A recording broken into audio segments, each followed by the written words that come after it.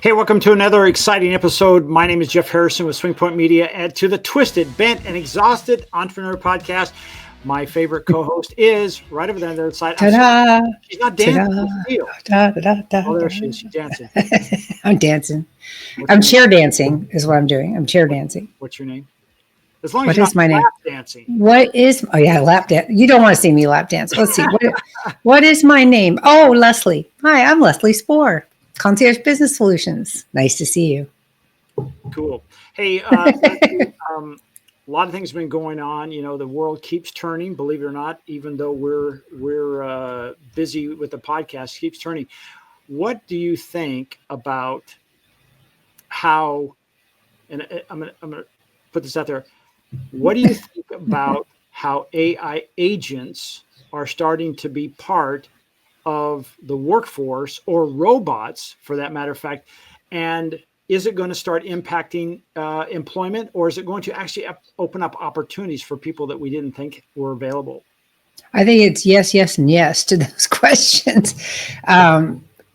Robotic or automated, let's just say automated. I don't really like the word robot because it sounds like a science fiction movie, like you're making humanoids, which I know some of the key players are making human-like droid type products. But I prefer the word automation for the purpose of business, at least. Tools like AI and automation are definitely going to impact all of our businesses, but nothing replaces customer service. I don't care how good a chatbot or a, what's the thing I have on my website to ask questions? What's that thing called? It's called a chatbot. That is a chatbot. Yep. So all of those things are good and they're helpful, but I don't think they're going to replace us entirely in certain areas. Now, there are areas where processes will be automated, and then of course those jobs are going to go away. And before people panic, it's no different than switchboard operators, for example. And most of the people listening to this probably don't even know what a switchboard operator is. Look at that. That's funny. He just put in case you're listening and not watching, he just put pictures of a humanoid robot in somebody's house doing chores. This is my favorite one. This is called Neo Gamma. And it's whose is it? From a company called Neo Gamma, and it's soft and it's intuitive, and it'll basically do whatever you want it to do. And it's kind of cool because it's soft, it's cuddly, and it'll take itself to do its own charging. And you know, it's almost like we are moving into that now. Some of you, when I say this, you may not know this, but I feel like we're finally getting to the Jetsons. Yeah, we certainly are. I do like the look of this one better than most of the ones I've seen. It does look more flexible is not the right word, but more like human movements, as opposed to some of the other robots where they're all jointed, you know, and look like robots. This one doesn't look so much. It looks like somebody with a face mask on, kind of like a goalie mask, actually. I didn't want to say hockey mask because that denotes all kinds of stab and splatter types of images.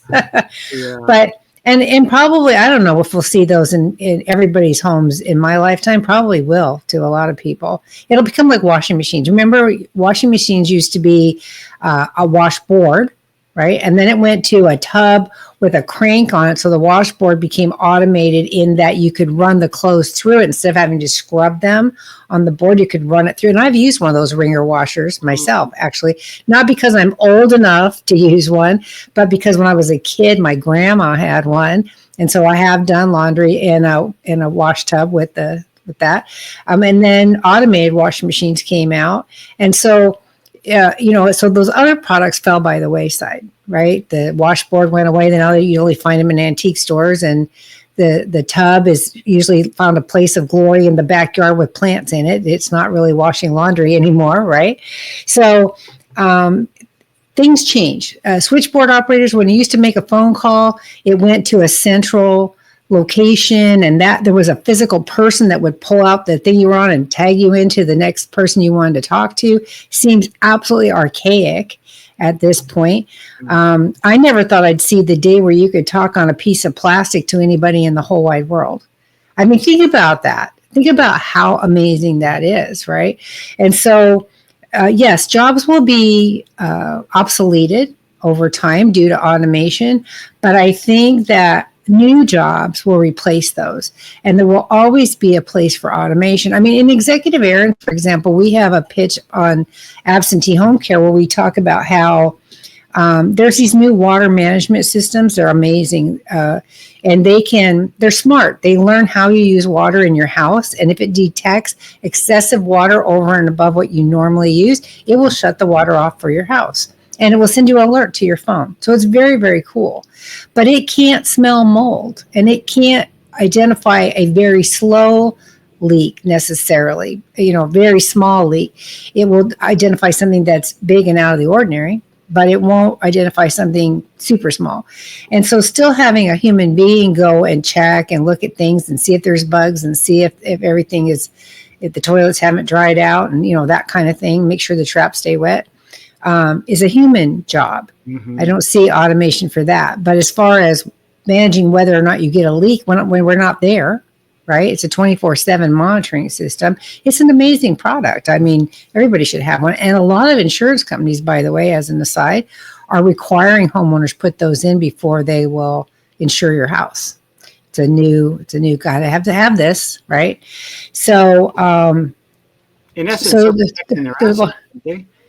they're protecting against high losses due to flooding. But isn't that their asset? I mean, think about it. Our insurance company, Yeah, they're yeah, protecting the asset, which is what we live in, our home, from having catastrophic loss. Because right. I think water damage caused to broken pipes. We're not talking about floods. We're talking about broken pipe or dripping faucets. I think that makes up the majority of the claims typically put in by homeowners. Yeah. So that's a good Generally speaking, the number one cause of flooding in a home is a clogged condensate line from the HVAC system. Wow. Now, new HVAC systems, and you can retrofit them, have these switches that will, if it identifies that there's a water issue, that it's clogged, it will shut it down.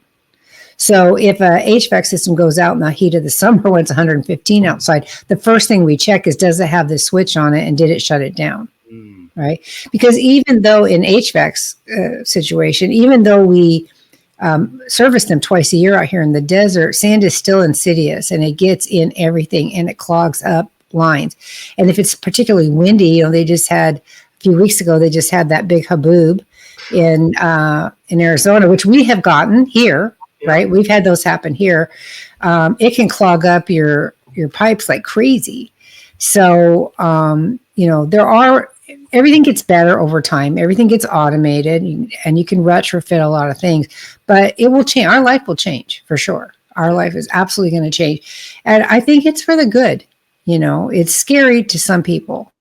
Another thing that happens is because the demand for higher wages continues here in California. It's ridiculous what people expect, in my opinion, what people expect for minimum wage. And others will argue, well, you have to have a living wage. But to me, a minimum wage job is your entry. It's usually for kids, right, out of school.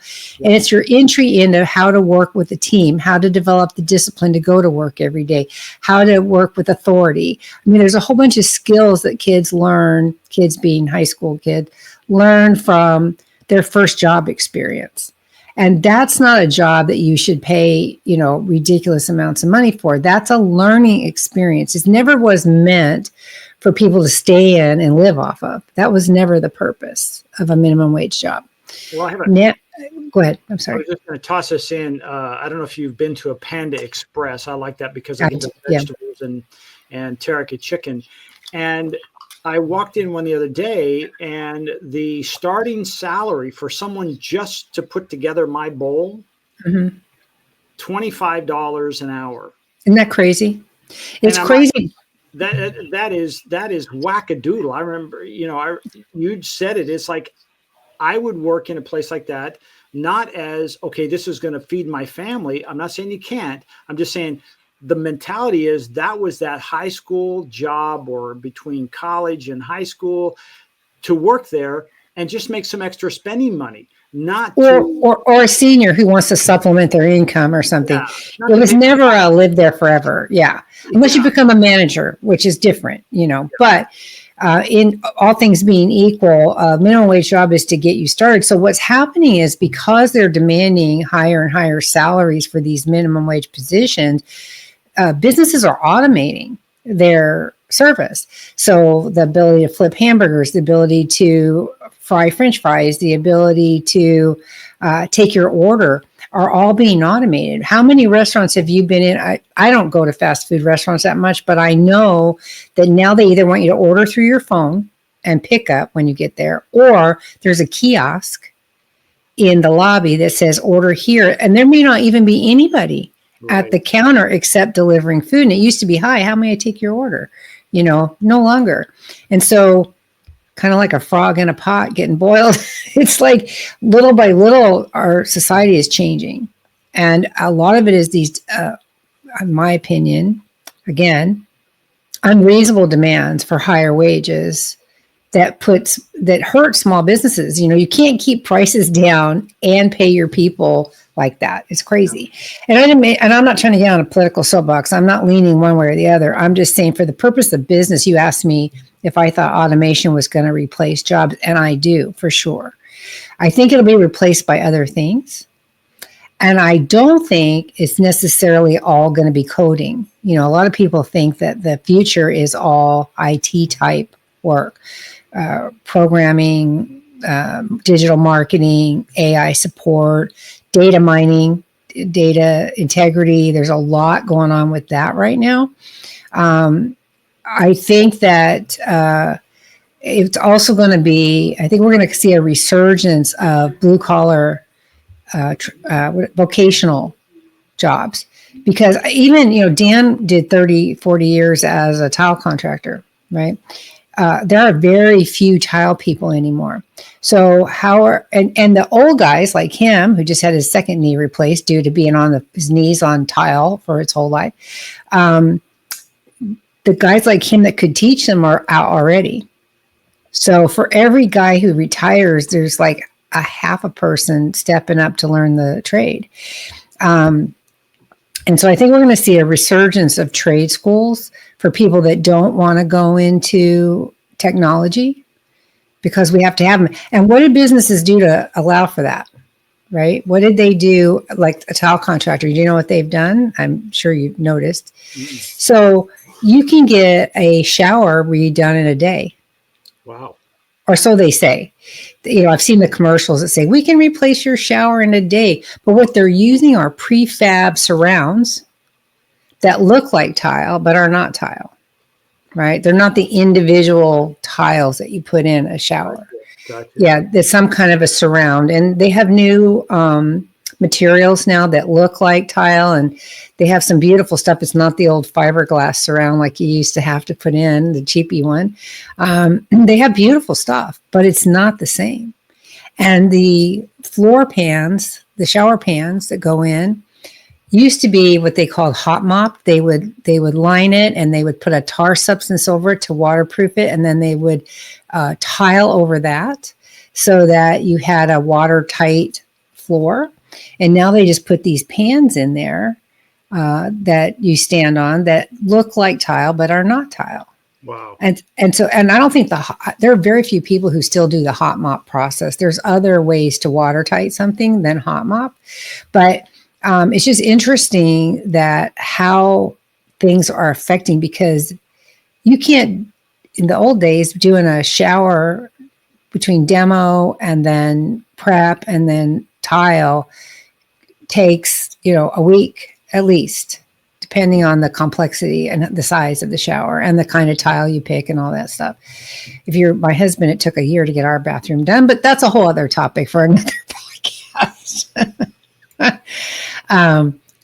It's just, so they came up with ways to, look at, you're showing a video of that. They're coming up with ways to put a shower together quickly without the tile. See that stuff that looks like stone, but it's not. It's like paneling, basically. And they just put some liquid nails or something behind it. See that? And stick it on the wall. So we're just evolving. Yeah. Well, it's evolving into an automated process, a more automated process. It's beautiful, but it's not the art associated with a hand tiled job. And to be fair, hand tiling is expensive, you know, but we're talking about automation here. So that's the approach that they're taking. They're automating jobs because they can't get anybody to do them. Well, you know, So I want to pull a little string on that. They can't get anybody to do them. Um, you know, for years, parents said, "Hey, what's the future? I want you to be a coder. I want you to be a coder." Well, honestly, now I just saw a report that entry level jobs require coding. The demand for that is almost non-existent because it's been replaced with AI. But then I saw this report from you know that guy, and I'm going to try to get his name right. Last time I used somebody's name, I did it the wrong way. But Mike Rowe, he does like I know American. he is. Yeah. Yeah. So he was talking to a group, and he has an organization that helps place people of vocational type of jobs, plumbing, electrical, whatnot. And he was at this big conference, and he was asked, or excuse me, he got a call from this large group and said, "Hey, we're having trouble placing electricians." And he says, "Well, you know, can you help?" He says, "Well, maybe. Like, how many you need?" He said, "We need 140,000. Mm-hmm. We need 100." He says, "Holy cow." He said, "We need 80 to 90,000 immediately." So there's definitely opportunities. It's a shift into vocational things. And I think about friends who, I mean, look at Dan. There's probably nothing from a handyman standpoint, if you will, that he can't do. If he needs to do electrical, Right. plumbing, he's learned this skill that will give him a lifetime of work. And coding, we were replacing. And now I will say that there are some aspects of like, hey, I can go in and do vibe coding and get something pretty close, but then I still need somebody to kind of finish the tweaking that knows how to do coding. So there are some openings, but the opportunities are much less. I also want to mention the whole idea behind why there's such a push, a massive push for robotics, is because worldwide in our developed countries, birth rates are down so That's low true. that our Yeah. future for what we have for our need, let's just use AI as an example, the data centers that need to be built, we don't have the manpower to do that. And we don't have any of that in the, I'm going to say in the pipeline to say, we're going to have workers come along to build these massive data centers that will give us the electricity to run all of this stuff. So the way to do that is to build robotics that can go in there and say, okay, they do these jobs. So the ones that can be done by humans are available.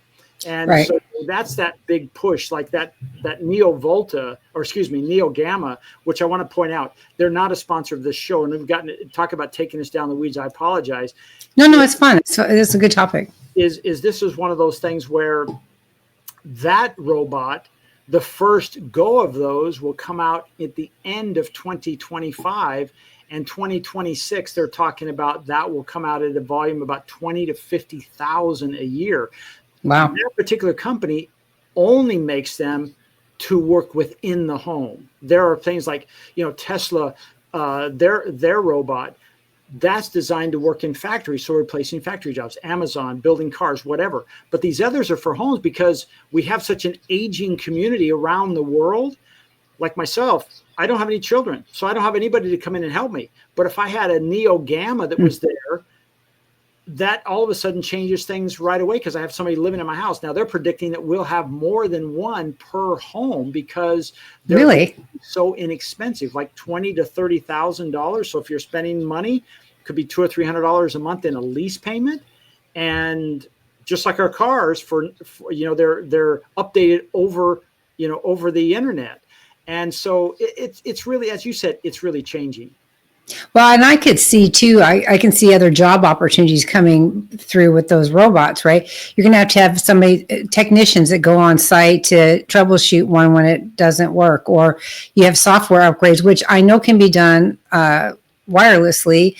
That happens for my car tags. I have a electronic license plate, so I can pay my tags and it updates automatically. Never again do I have to go to the AAA to get a sticker, right? It just automatically updates it.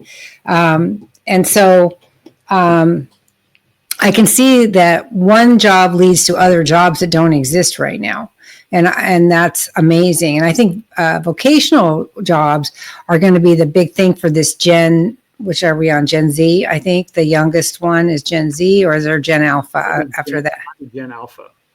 Might be Gen Alpha, yeah. So, I mean, my grandsons, one of whom's 27 and one of whom's 19, one is an electrician. He works for the water district, which is a lifetime job. And the other one is a heavy equipment operator doing demo and stuff for, buildings and stuff.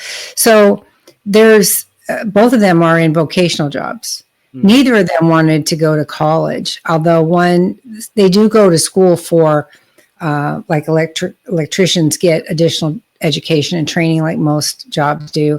And I think there's some for the heavy equipment as well. You have to get licensed and things like that. But I think this is a cyclical thing. I have seen this in my lifetime so many times where when there's an abundance of jobs, the college degree makes a difference. They start to differentiate between applicants based on whether or not you have a college degree. And when there's a shortfall of people, when there's abundance of applicants and so many jobs, then they start to differentiate. When there's few applicants, the education becomes less important. They stop asking for an AA degree or a master's degree or BA degree, whatever. They stop asking for it. I've seen this happen over and over again in my business life. I only have a very little college myself, but my knowledge base is equivalent. This is going to piss some people off, but it's equivalent of an MBA. I have the practical applications of MBA education without the book learning piece of it because of practical experience. Well, you're like the MacGyver of business. You can just make it happen, right? If you don't know who MacGyver that's my is. job. Yeah. I'll do whatever it takes. I under promise and over deliver. I don't know if you know this. I actually started a student chapter of a operations and inventory management professional organization at Pepperdine. I did not know this. Yeah, years ago. I started that out there. And it was there for a very long time until things changed. And I don't know if the chapter is still there, but it was a student chapter of our professional organization. And so people with MBAs that go through all that effort to get one don't like it when somebody without one says they have that knowledge. But there's a difference between book smarts and practical applications. And we see that all the time in business, right? How often do we talk about how many hats do you have to wear? Yeah. Right. When you're a small business owner, or any business owner for that matter, but particularly a small business owner, you're wearing every single hat: marketing, networking, finance, operations, inventory, if you've got inventory, just every single hat you can think of. And not all of us are good at all of those areas. No. Right. All of us are good at some of those areas, and other areas we either get by or we hire somebody. And I have come to learn with myself, there are certain things that I'm not good at. Well, that's not, I have an understanding, but I'm not that. I would rather hire an expert to do something. And I know there's going to be people listening to this and say, oh yeah, it must be nice to have the money to do that. But here's a lesson. So when I used to do all my own finance, ran all my invoices, paid all my vendors, managed all that stuff. And I literally got to the point one day where I thought, if I have to run one more credit card, I'm going to throw my computer through the wall. I didn't feel like it was a good use of my time. Right. It was a mundane, routine, same thing over and over again. Could I have automated to do batch processing and stuff? Probably. But in those days, we're talking 15 years ago plus, I just we weren't so much into the automation at that time. Right. And so I knew I needed to hire a bookkeeper, somebody to do these things, but I just didn't want to spend the money. And because at that time I was selling time, I was looking at everything all my expenses in how many hours do I have to work or sell in order to cover this expense, right? Right. And so, because you have to justify the expenditure when you're a small business, you have to figure out how you can't have so much overhead that you don't make any money. So eventually I gave in and said, okay, I got to hire this person because literally I'm going to break something. I just can't do this anymore. And so what I found out was interesting. What happened was my business grew because I got a bookkeeper. And why is that? Because I had more time to do new business development. Right? I stopped doing this mundane routine task, and which was irritating the crap out of me, and started doing marketing and networking and building my business. I was working on my business instead of in it. Right? Oh, there you go. Look at that. Look at all those hats. He's so quick with AI. He can make anything. Except he forgot my registration mark, but my trademark, but that's okay. Oh, this is just, it was very quick, very quick. Okay, I see that. But that's pretty, and that's the truth, right? And so it was funny because at our BNI group this week, that's what's the name of the guy that does accounting? I forget his name. His name is Steve. Steve, super nice guy. Yep. But he's already aware. He's an accountant, a CPA. He handles finances for people. He already knows that his business is going to be obsoleted by AI because you can automate all of that. It's just numbers. You're just plugging numbers into it used to be a spreadsheet. Then HR Block came up with a application where you can just plug the numbers in and it'll do it for you.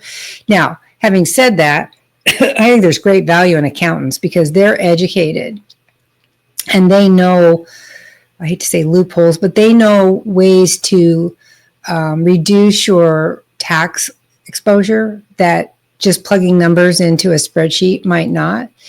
But you could automate all the mechanics of your taxes and then have it reviewed by somebody who's looking for anomalies or opportunities or change, right? So that's a long-winded way of saying business is going to change, but we shouldn't be afraid of it. We should embrace it. Well, I think what I hear you saying is we are moving into a place of we're not the doers, we're the architects. We're the conductors of the orchestra. We're not the trombonist. We're not the drummer. We're not trying to do all the pieces. And when you mentioned Stephen, that it's one of those things. AI is not going to take his role from a standpoint of he understands, and I'll say he's the MacGyver of accounting, being a CPA. So that's what I think what will happen is. Yes, the automation, which I've already talked to him about, we can automate his entire system, is then he can spend more time with Leslie or myself or his other customers actually helping them architect the best way to set up their business or to, reinvest their funds and reduce their costs and their overhead and their tax obligations. And I think that's, if we think about that as like, don't feel threatened, feel empowered that, hey, I'm going to have all of these AI things, whether it's an agent, on the internet, or it's a robot in my office doing a lot of these things that I used to have to do. I don't have to play the trombone anymore. I just conduct. Right. Well, and yeah, absolutely. That's 100% true. And it takes some vision, right? Some people that go out, and I see this a lot in the coaching business. Here's somebody who's very well-intentioned, has decided to start a business doing whatever it is that they've decided to do. Because for me, there's basically one way to run a business, and there are key performance indicators for it, and there's industry benchmarks that help you monitor the health of your business. But there's these people that go out and they're well-intentioned, but they don't know what they don't know, and so then they don't see. And I use the word see as that's not really the right word. The vision, the big picture, the vision of what can be, right? And part of that's being too close to it, the forest and the trees, right? I help you, you're brilliant, and I help you because sometimes I can see things that you can't. And likewise, you help me all the time you're telling me stuff that I should have. To me, it was like, that's so obvious. Why do I not know that? And so, and I do that for others, right? I as you know, I do this 5 days to freedom challenge to help people identify opportunities and areas for improvement in their business. And it's a really fun thing for me because I have the knack of being able to see those opportunities that other people can't see unless they're mine. So I can see them for other people. And so with automation, it's the same with AI and all the automation that's coming. It's the same thing. It's going to replace tasks, but just like for Steve, it will replace the need to manually enter all the data for a tax return, for sure. I mean, if at a minimum, it's going to do all of that. Absolutely. But it's not going, and it may even identify opportunities for optimization. It may identify something that's out of the norm that could be adjusted, or maybe there's a deduction somebody missed, or some area for mitigating their tax liability. But it's going to be Steve's knowledge of the most recent changes and the most recent government requirements and his experience that's going to be able to look at somebody's taxes and say, okay, for what your goals are, Jeff, or what you want to accomplish in your life, I recommend X, Y, and Z. And the really cool thing about that is that it then allows Steve, I'm using Steve as an example, hope he doesn't mind, it allows him to leverage his knowledge and his strengths over doing the mundane, I want to throw the computer through the wall, right? Because that's exactly what that is. So, we keep talking about, well, our jobs go away. Some of them will. But I think there's opportunities around that you can look at and say, oh, but I could do this instead. Right? Absolutely. Are you making more pictures over there? You seem distracted. We talked about him so much. I thought it's only right if we kind of pull him up. You have a picture of him? Thought I would just let me just change this real quick. He may not approve of our use of his image. Well, I'm just going to pull up his information because we're talking about a real person here. So I thought I would talk about Steve here. If you're local, well, it doesn't matter where you are these days. You can be anywhere. My accountant is in Idaho. So you can be anywhere and utilize somebody. And Steve is a really good guy, I will say. He knows what he's talking about. But that's going to be true. Look, remember we talked about in an earlier podcast about x-rays and how AI is going to change that business, right? Do you remember? Yep, absolutely. Because x-rays, I don't know what their actual percentage is, but I'm going to say 90% of them come back with no anomalies. 96%. Is that what the number is? Yeah. Yep. So it comes back and there's no problem. So there's 4% of x-rays that have a serious issue. And by automating the initial read of an x-ray, you can filter out that 4% so that the technician and the doctor can focus on that 4% and not be rushed to get through 1,000 of them. They can look at, 4 or whatever the numbers are. So 40, whatever the numbers is in 1,000, 4%. I don't want to do fast math. But what I'm saying is they can focus on that. And that's true for all of our businesses, no matter what we do. There are going to be opportunities that present themselves, and you have to be able to identify them so that you can take advantage of them and leverage them for your business. And it's fast. It has to happen fast. This is not a slow over time kind of thing. This stuff is happening very, very quickly. Well, I think that's. I was at an AI workshop this past weekend, and we were talking about this. And it is a race. The woman who was speaking was trying to get us out of this mindset of it's a race, because in a race there's a winner or a loser. But in the reality, in the real world, I had to come back in the real world. This is me. It's like, but there could be winners and losers in this. And I think one of the ways that you could definitely win is to ask that question: can AI or automation or robotics, can it do what I'm doing in my job, or can it make it better? Ask that question. There's a lot of companies out there that are asking that right now. Is like they're asking their employees saying, I want you to think, how can AI do my job? And at first it's a little scary, but again, they're moving them from, they're not saying we're going to let you go if you can figure out how to get AI to your job. We're now going to let you orchestrate and oversee this, because, we talked about this before, and it's made news many times, where the work that gets done by AI, unless it's done properly, in our last episode, we talked about prompt engineering, but if it's not done properly, it can get incorrect and sporadic answers and or inconsistent answers. And so it's important that a person jump in and say, oh, wait a second, it cited this particular website as a reference, and that website doesn't really exist. Let me fix that. Well, that's where that person's role now plays, which could, because AI is going to be less expensive, it could actually lead to a higher paying position for that person. Yeah, I see a lot of app fatigue in the coaching world. There are so many apps out there, and every day there's more and more and more of them. I mean, just ridiculous amounts of them. Anything you can think of has been automated through an app. I just got an email this morning wish I had thought of this. That is an instant store for on-demand printing of promotional items. So you pay a fee, it creates this storefront for you. It puts your logo on the stuff. It shows all the different products and lets people buy them, and it prints them on demand so that you don't have to stock inventory, right? Yeah.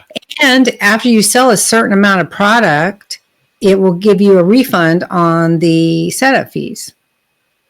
Wow. Which is great, which I would love for executive errands, but I've got 6 employees. I am never going to sell enough marketing stuff to account for that, right?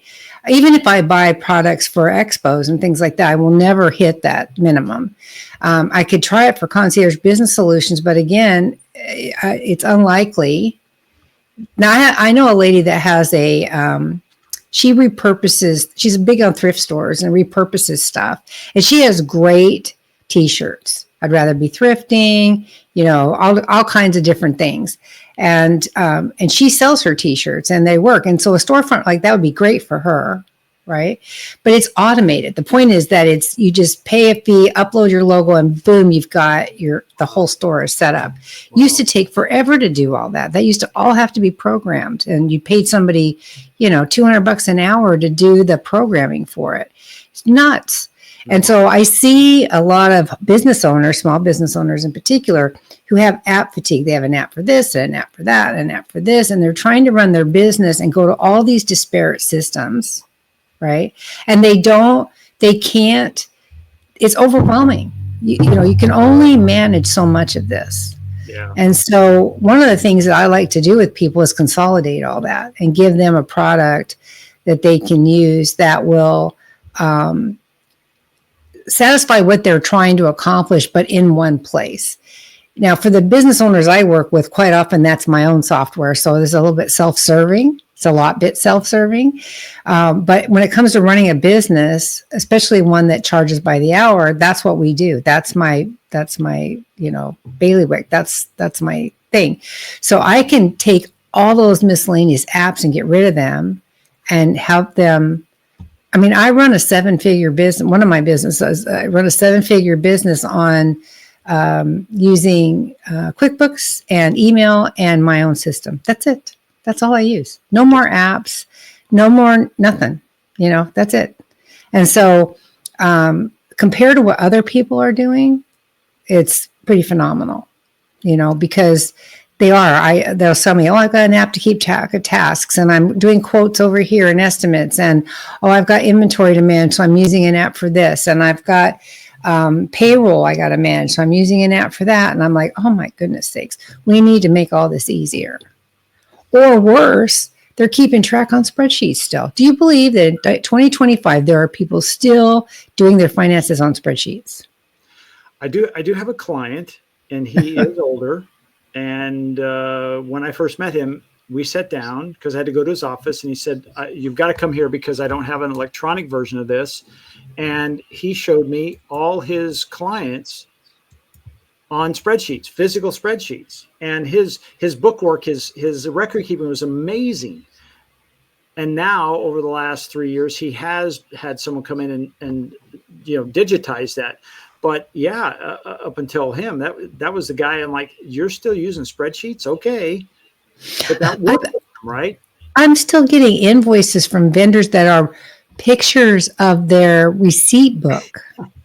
I'm like, dude, no, there are so many simple things that you can get to do invoicing. They're not even hard or expensive, and you have to have a way to integrate your invoicing with your profit and loss for your business. I'm not an accountant. I don't profess to be an accountant. I don't even play one on TV. Okay.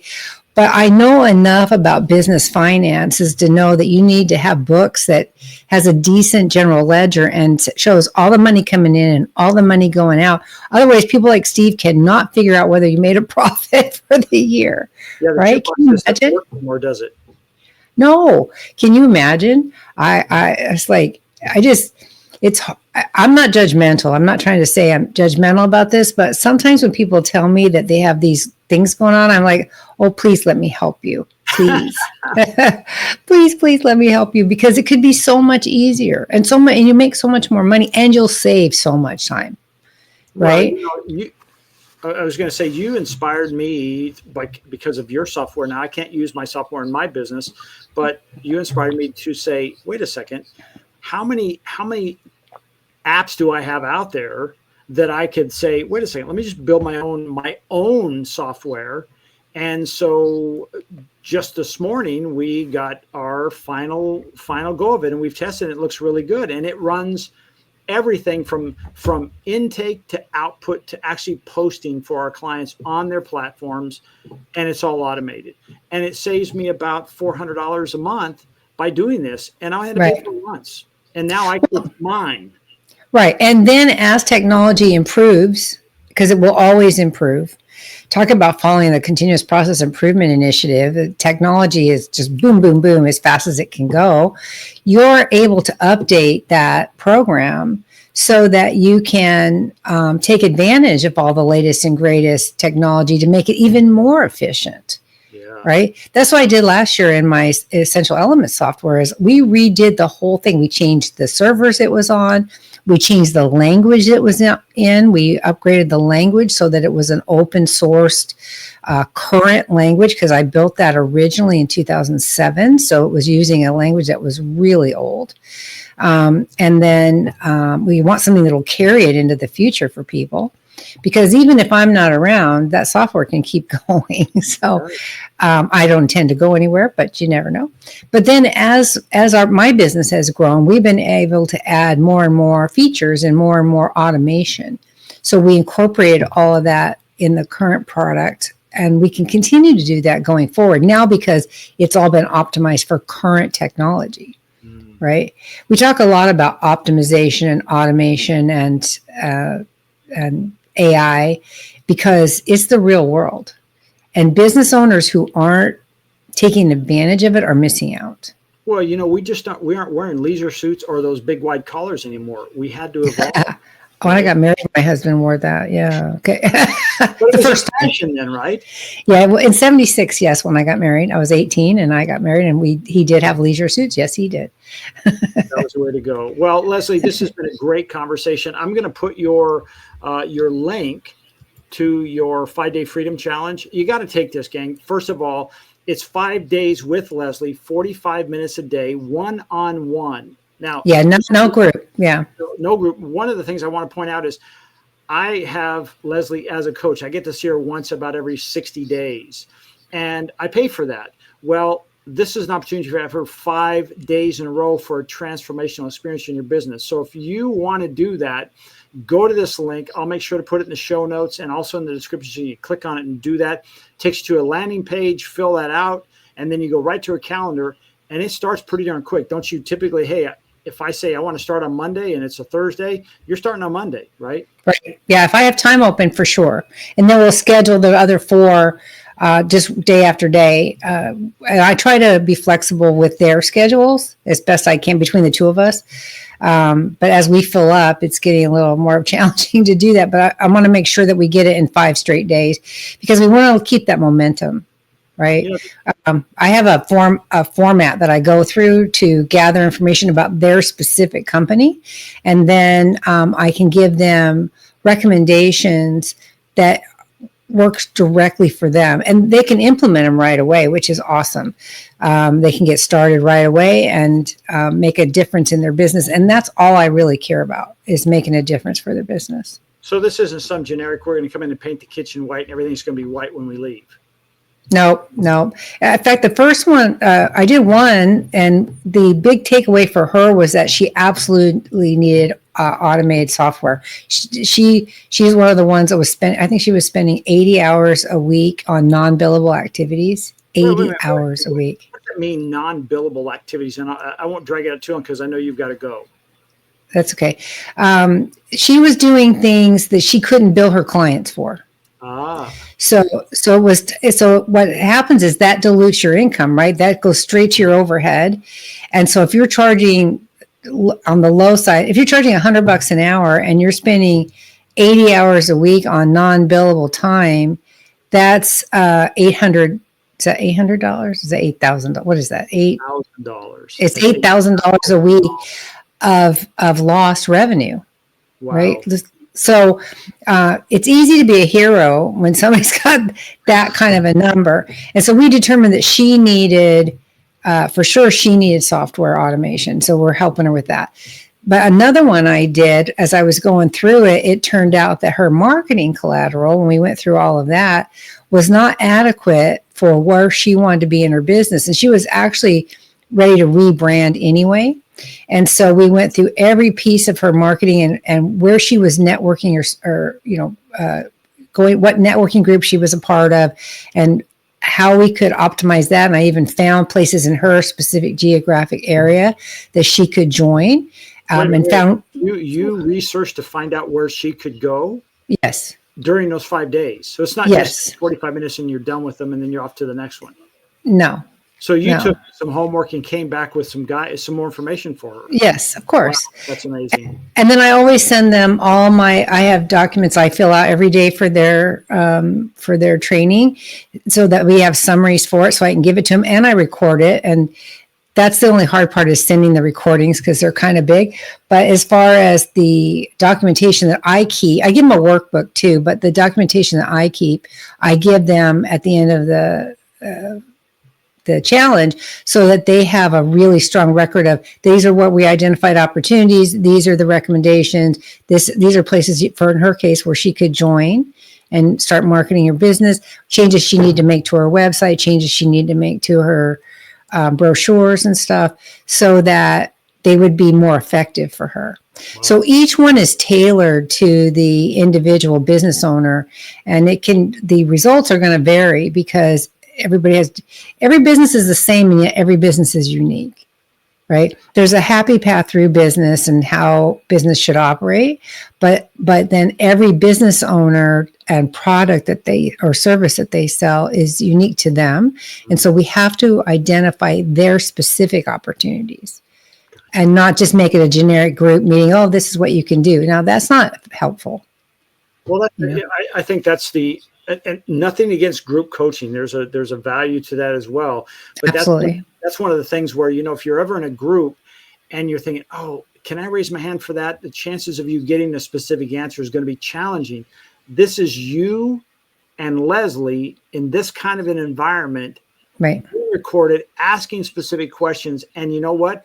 It's all about you. That's right. The thing. For 5 days, you got to go to this link, and it's conciergebusinesssolution.com/the-5-day-freedom-challenge. Make sure to put the dash between each word and get signed up. Again, that'll be in the show notes and then also in the description on I was going to say Shopify, but it's Spotify. Only because I was listening to a Shopify conversation this morning. So it's so fun to do this with people too, because they're so happy. again, it's a forest in the tree situation. People cannot see what's right in front of them. And so being able to help somebody see it, I don't do it for them. I help them do it for themselves. And it's more likely to stick when you do that. Huh? So you don't become the crutch. No, I don't want to be a crutch. Yeah, you're like when I consult in aerospace, it was the same way. I would go in and help these businesses, but eventually I have to leave, right? I can't stay. They all try to hire me, I'll tell you that, but you can't stay, right? You're in there, you help them, you get out. And so I'm doing the same thing with these businesses. I'm trying to help them find their specific opportunities that will make their business more successful. And then they have to implement it. Now I'm available for additional coaching and, additional support, but I want to give them something of value in 5 days. And so far we've been able to do very, very well with that. I'm excited for you. And for those of you who sign up, make sure to do that. Leslie, I know that you've got something on the other end, and I do respect your time. So we're going to wrap it up today. I want to thank you for joining us for another episode of the Twisted, Bent, and Exhausted Entrepreneur Podcast. I'm Jeff Harris, along with my co-host, Leslie Spohr. We'll see you next week. Bye.